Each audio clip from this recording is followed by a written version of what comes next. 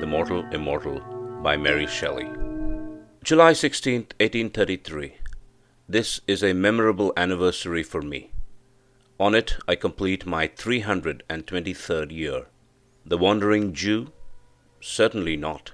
More than 18 centuries have passed over his head. In comparison with him, I am a very young immortal. Am I, then, immortal? This is a question which I have asked myself by day and night for now 303 years, and yet cannot answer it. I detected a grey hair amidst my brown locks this very day. That surely signifies decay. Yet it may have remained concealed there for 300 years. For some persons have become entirely white-headed before 20 years of age. I will tell my story, and my reader shall judge for me. I will tell my story, and so contrive to pass some few hours of a long eternity, become so wearisome to me. Forever? Can it be? To live forever? I have heard of enchantments in which victims were plunged into a deep sleep, to wake after 100 years as fresh as ever.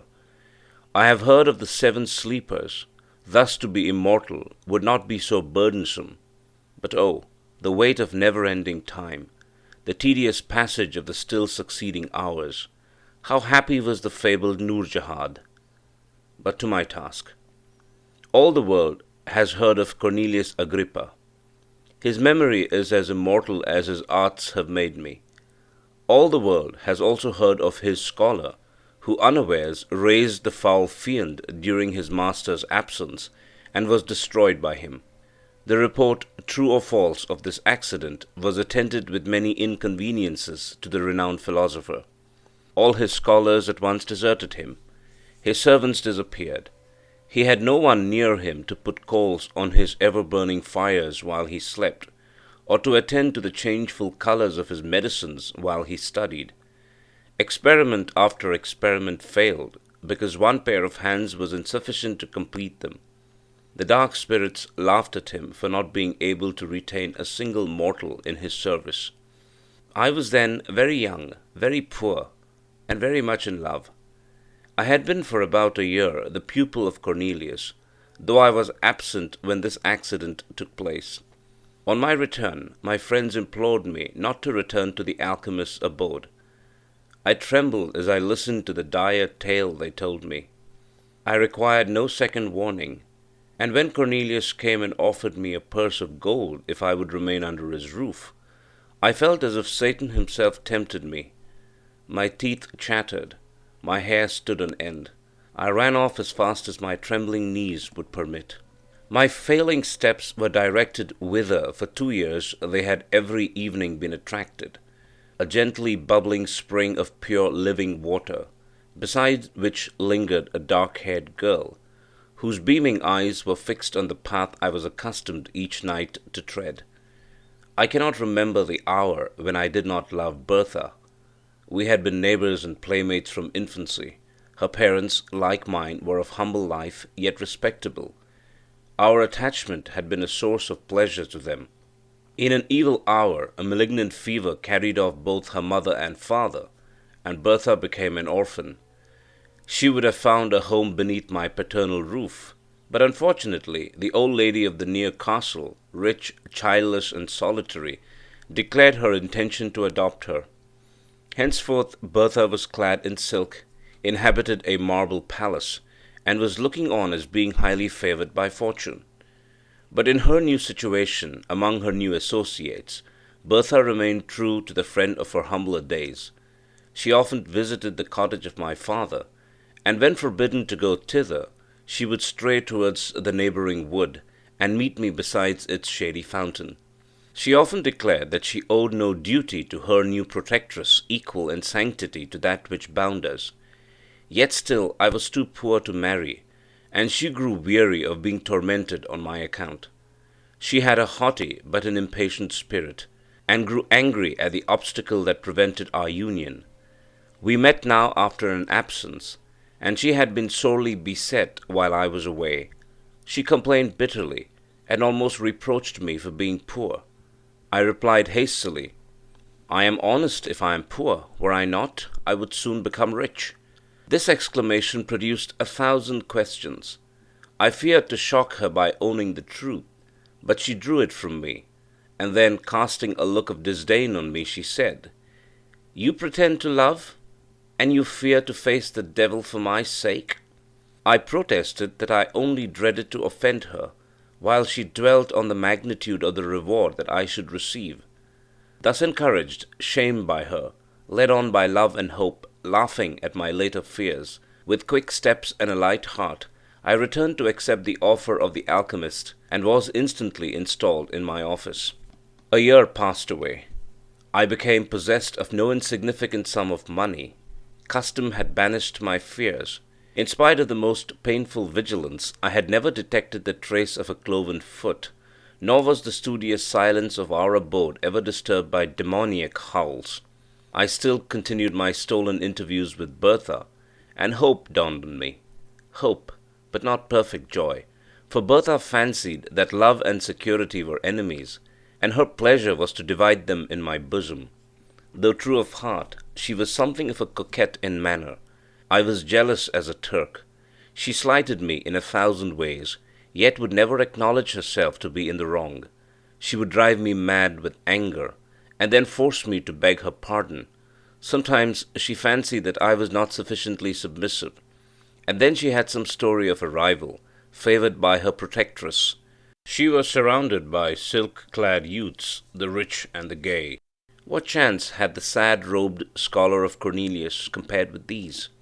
On one occasion the philosopher made such large demands upon my time that I was unable to meet her as I was wont.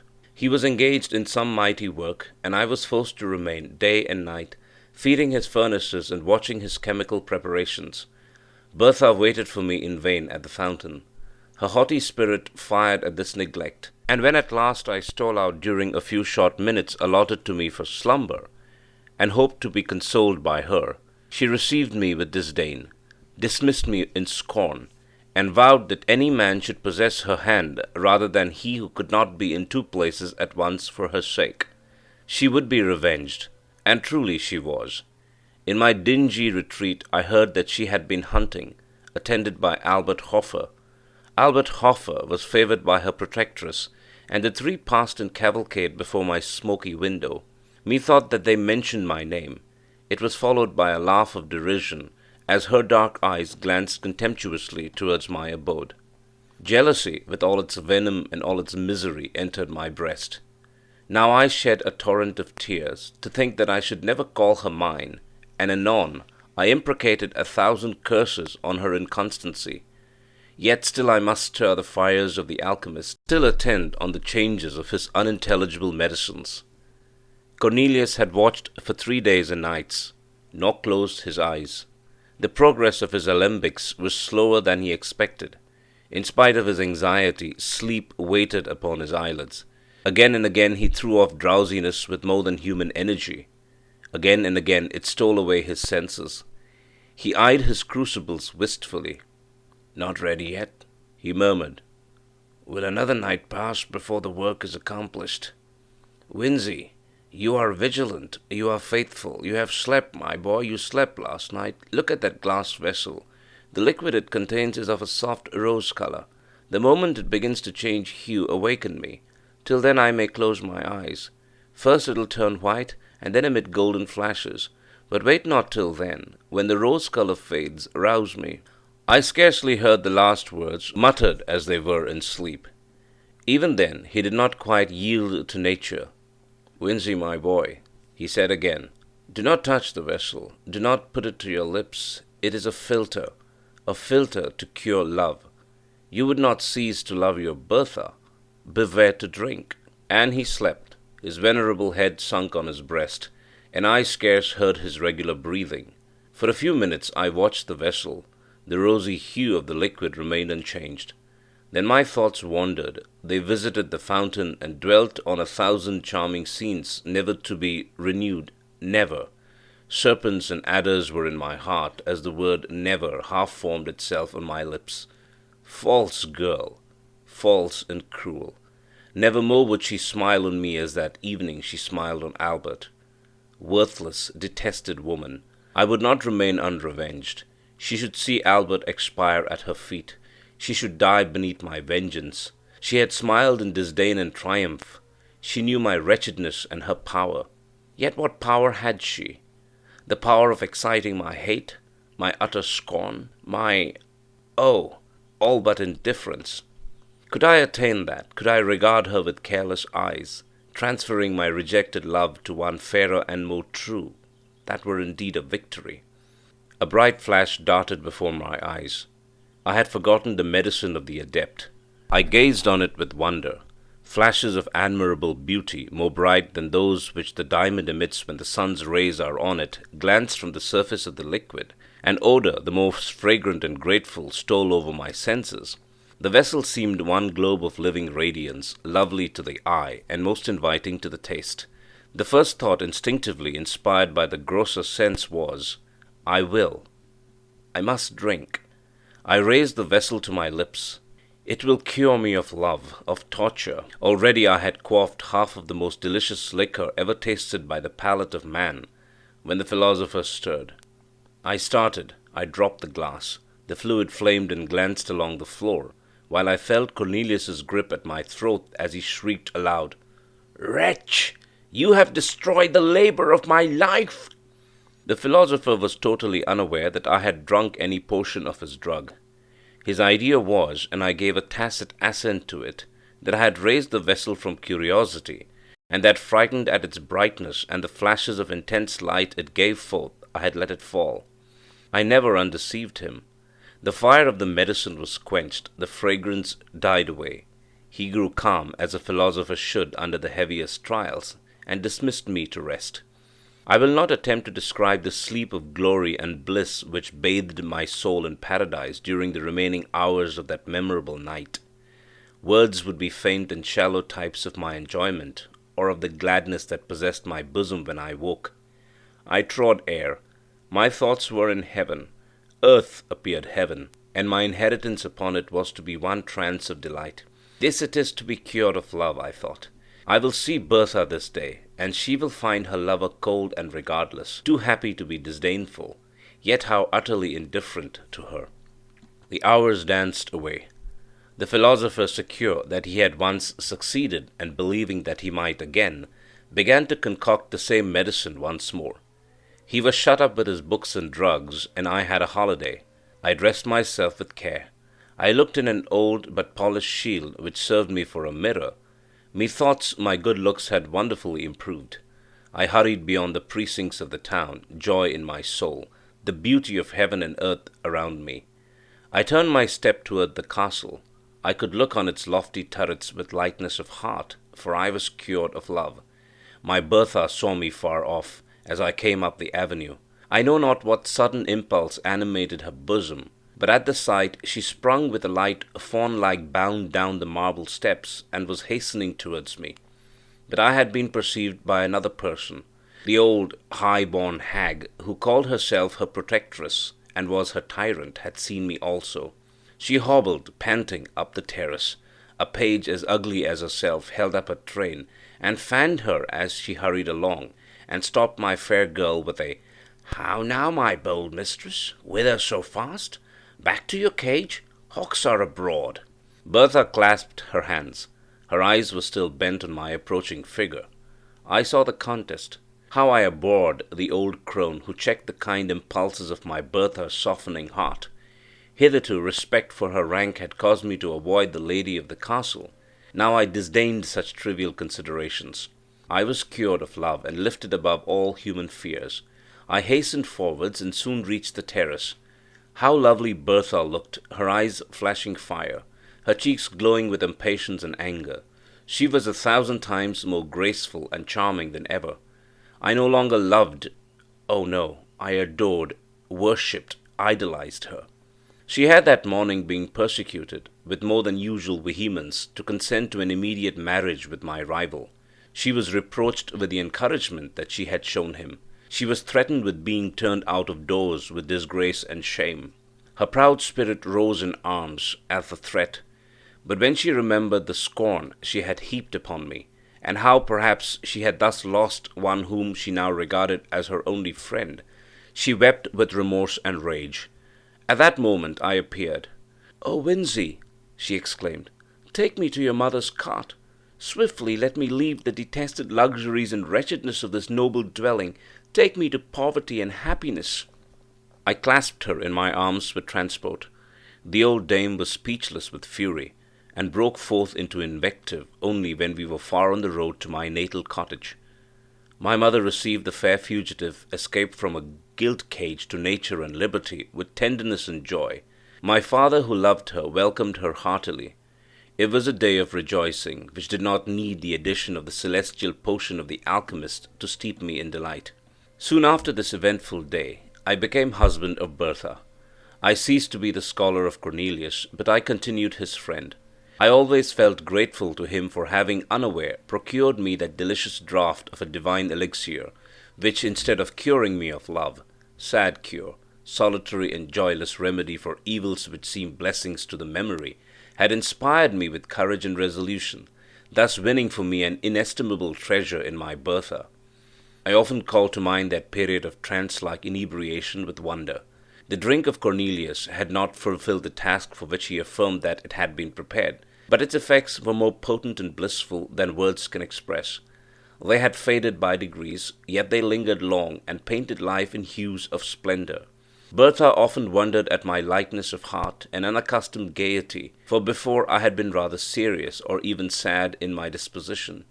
She loved me the better for my cheerful temper, and our days were winged by joy.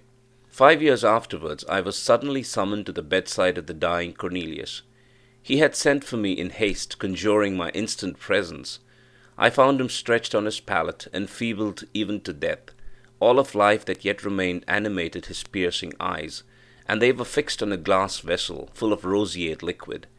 "Behold," he said in a broken and inward voice, "the vanity of human wishes. A second time my hopes are about to be crowned. A second time they are destroyed. Look at that liquor. You may remember 5 years ago I had prepared the same with the same success. Then as now my thirsting lips expected to taste the immortal elixir. You dashed it from me, and at present it is too late." He spoke with difficulty and fell back on his pillow. I could not help saying, "How, revered master, can a cure for love restore you to life?" A faint smile gleamed across his face as I listened earnestly to his scarcely intelligible answer. "A cure for love and for all things, the elixir of immortality. Ah, if now I might drink, I should live for ever." As he spoke, a golden flash gleamed from the fluid. A well-remembered fragrance stole over the air. He raised himself, all weak as he was. Strength seemed miraculously to re-enter his frame. He stretched forth his hand. A loud explosion startled me. A ray of fire shot up from the elixir, and the glassed vessel which contained it was shivered to atoms.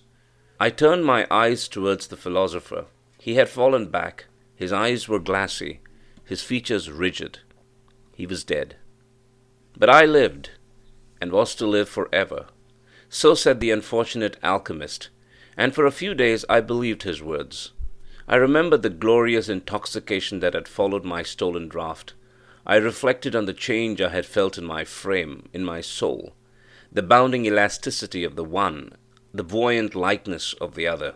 I surveyed myself in a mirror, and could perceive no change in my features during the space of the 5 years which had elapsed. I remembered the radiant hues and grateful scent of that delicious beverage, worthy the gift it was capable of bestowing. I was, then, immortal. A few days after, I laughed at my credulity. The old proverb that a prophet is least regarded in his own country was true with respect to me and my defunct master. I loved him as a man. I respected him as a sage, but I derided the notion that he could command the powers of darkness, and laughed at the superstitious fears with which he was regarded by the vulgar. He was a wise philosopher, but had no acquaintance with any spirits but those clad in flesh and blood.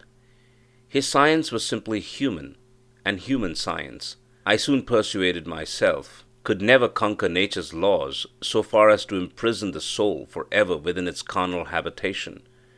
Cornelius had brewed a soul-refreshing drink, more inebriating than wine, sweeter and more fragrant than any fruit. It possessed probably strong medicinal powers, imparting gladness to the heart and vigor to the limbs, but its effects would wear out. Already they were diminished in my frame. I was a lucky fellow to have quaffed health and joyous spirits, and perhaps a long life, at my master's hands. But my good fortune ended there. Longevity was far different from immortality. I continued to entertain this belief for many years. Sometimes a thought stole across me. Was the alchemist indeed deceived? But my habitual credence was that I should meet the fate of all the children of Adam at my appointed time. A little late, but still at a natural age.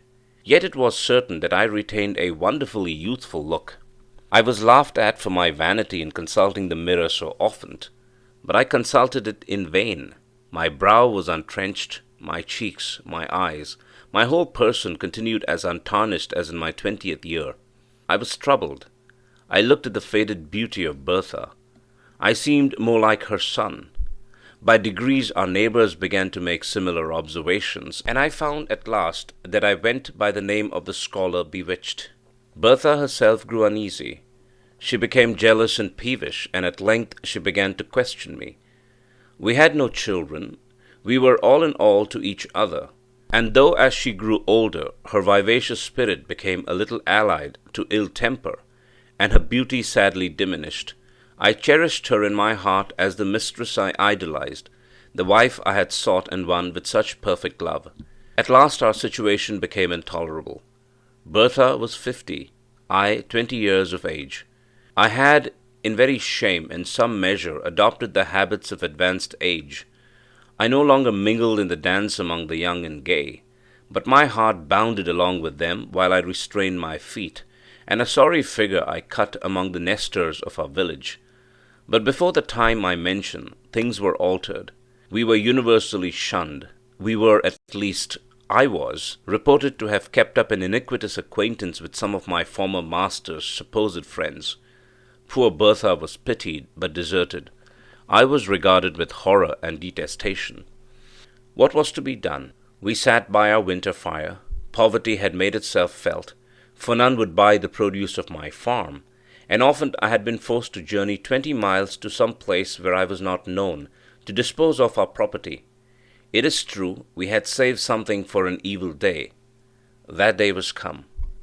We sat by our lone fireside, the old-hearted youth and his antiquated wife. Again Bertha insisted on knowing the truth. She recapitulated all she had ever heard said about me, and added her own observations. She conjured me to cast off the spell. She described how much more comely grey hairs were than my chestnut locks. She descanted on the reverence and respect due to age, how preferable to the slight regard paid to mere children. Could I imagine that the despicable gifts of youth and good looks outweighed disgrace, hatred, and scorn? Nay, in the end I should be burnt as a dealer in the black art, while she, to whom I had not deigned to communicate any portion of my good fortune, might be stoned as my accomplice. At length she insinuated that I must share my secret with her, and bestow on her like benefits to those I myself enjoyed, or she would denounce me. And then she burst into tears. Thus beset, methought it was the best way to tell the truth. I revelled it as tenderly as I could, and spoke only of a very long life, not of immortality, which representation indeed coincided best with my own ideas. When I ended, I rose and said, "And now, my Bertha, will you denounce the love of your youth? You will not, I know, but it is too hard, my poor wife, that you should suffer for my ill luck and the accursed arts of Cornelius. I will leave you. You have wealth enough, and friends will return in my absence. I will go, young as I seem and strong as I am. I can work and gain my bread among strangers, unsuspected and unknown. I loved you in youth. God is my witness that I would not desert you in age, but that your safety and happiness require it." I took my cap and moved toward the door. In a moment Bertha's arms were round my neck, and her lips were pressed to mine. "No, my husband, my Winzy," she said, "you shall not go alone. Take me with you. We will remove from this place, and as you say, among strangers we shall be unsuspected and safe. I am not so old as quite to shame you, my Winzy, and I dare say the charm will soon wear off, and with the blessing of God you will become more elderly looking, as is fitting. You shall not leave me." I returned the good soul's embrace heartily. "I will not, my Bertha, but for your sake I had not thought of such a thing. I will be your true, faithful husband while you are spared to me, and do my duty by you to the last." The next day we prepared secretly for our emigration. We were obliged to make great pecuniary sacrifices. It could not be helped. We realized a sum sufficient at least to maintain us while Bertha lived, and without saying adieu to anyone, quitted our native country to take refuge in a remote part of western France. It was a cruel thing to transport poor Bertha from her native village, and the friends of her youth, to a new country, new language, new customs. The strange secret of my destiny rendered this removal immaterial to me. But I compassionated her deeply, and was glad to perceive she found compensation for her misfortunes in a variety of little ridiculous circumstances. Away from all telltale chroniclers, she sought to decrease the apparent disparity of our ages by 1,000 feminine arts, rouge, youthful dress, and assumed juvenility of manner. I could not be angry. Did I not myself wear a mask? Why quarrel with hers because it was less successful?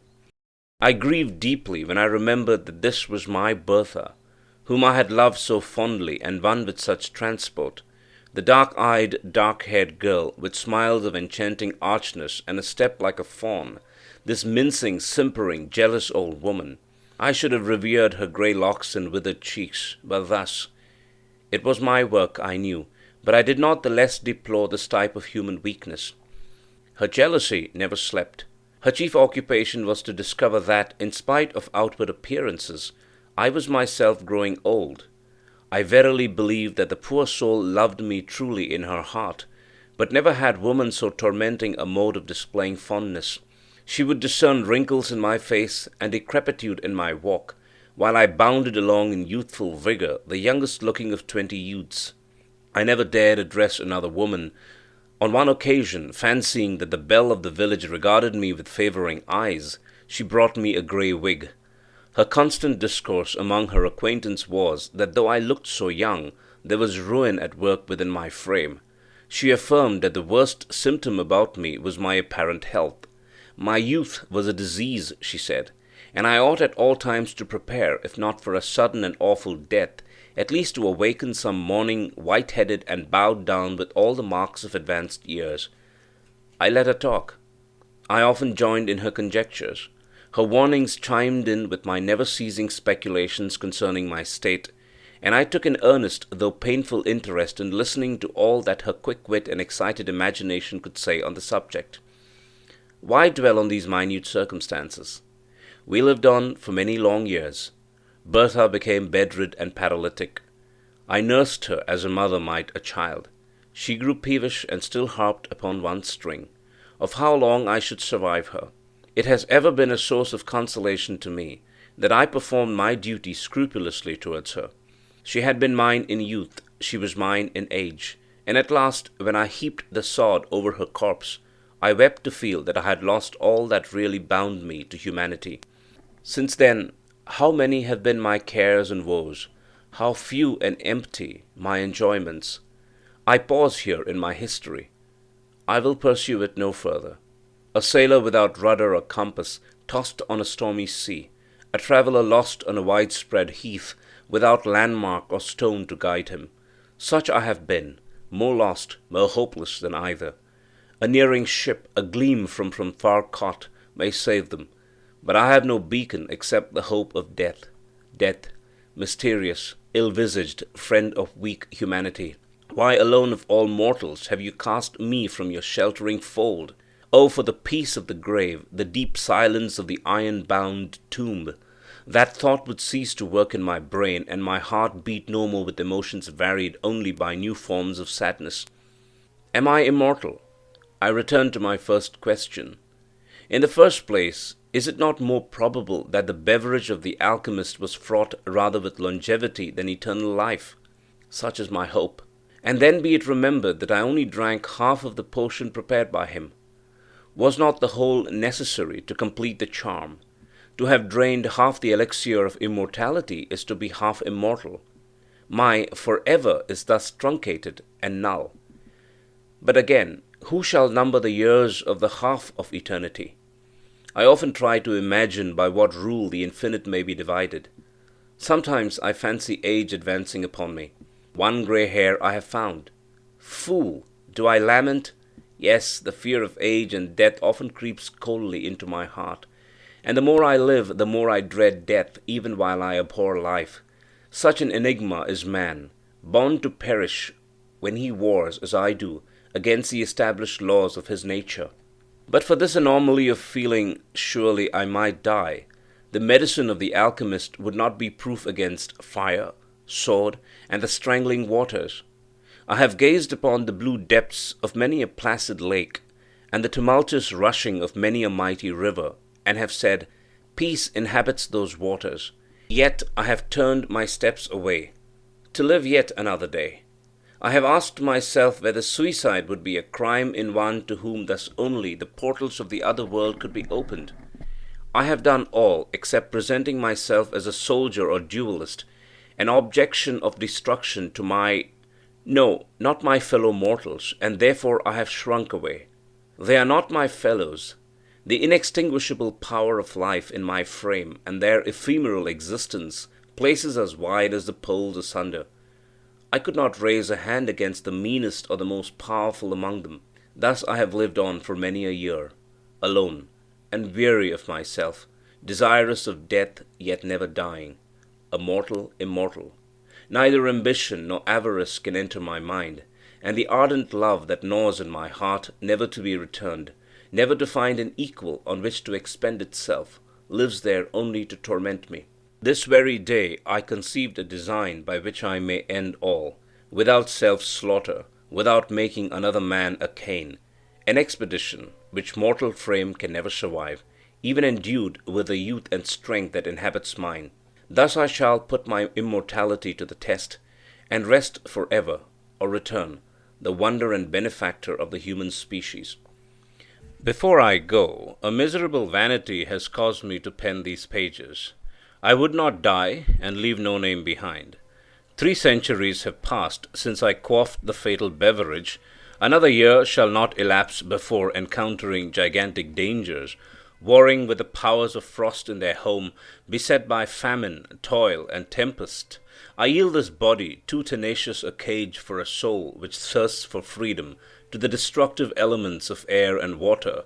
Or, if I survive, my name shall be recorded as one of the most famous among the sons of men, and my task achieved, I shall adopt more resolute means, and, by scattering and annihilating the atoms that compose my frame, set at liberty the life imprisoned within, and so cruelly prevented from soaring from this dim earth to a sphere more congenial to its immortal essence. End of The Mortal Immortal by Mary Shelley.